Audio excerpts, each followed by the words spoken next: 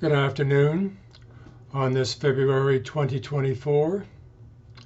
My name is JanStephen Cavanaugh, Ph.D., and an essay entitled Carlson Putin Interview. Tucker Carlson earns his living as a political commentator, a storyteller. He is both reviled and admired. The story he tells is a political mix that reflects his Episcopal libertarian roots. He freely admits he lies sometimes, quote unquote, poetic license to draw attention. Carlson is a mirror on the wall. I'm appalled, not by the mirror, but what I see in the story he tells. And in the matter at hand, I think it the right thing to do, as Jesus commanded, love your enemy. That love starts with listening. As across the political and satirical dimensions, the Carlson interview tapped into Russia phobia so deep in USA's soul, our mother's milk, and kill the messenger. This primal fear, this boogeyman, the Russians are coming, echoes are all stirred up.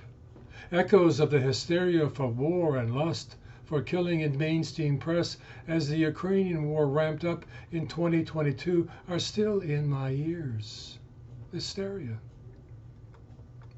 Good people know war is not the answer, but unfortunately they do not know the answer. So, war answered. Let's go listen as to why Putin made war. The interview was Dick Cavett style. This style seemingly pissed off good citizen USA that he was not the usual aggressive interviewer that characterizes Americans interviewing Putin, always so.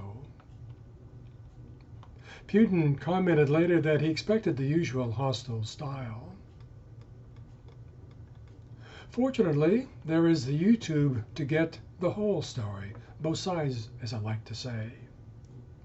What I heard and saw was Carlson serious, humorous, probing, and respectful, asking questions most Americans ask themselves about Putin for us. Putin, good-humored, respectful, not shying away from the questions.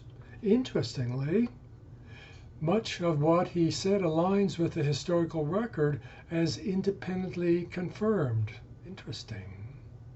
He made it clear, reading between his words, that he's still pissed off with our telling him to go fuck himself in the matter of NATO in Ukraine. He made it clear that was a red line. He observed Ukraine is in a civil war, started in 2014, not 2022, with the coup abetted by Western powers to become hostile, stirring things up to make war on his doorstep. He was sort of asking, what would you do? Most impressive was his grasp of the future of human development, his critique of USA weaponizing our currency, quote unquote, your most valuable asset, quote unquote, end quote, and the long-term stupidity of that policy worth a listen. Thank you, Tucker Carlson. And to remember, listening to the enemy is the heart of the art, quote, to subdue the enemy without a fight, Sun Tzu. Let us listen, God willing.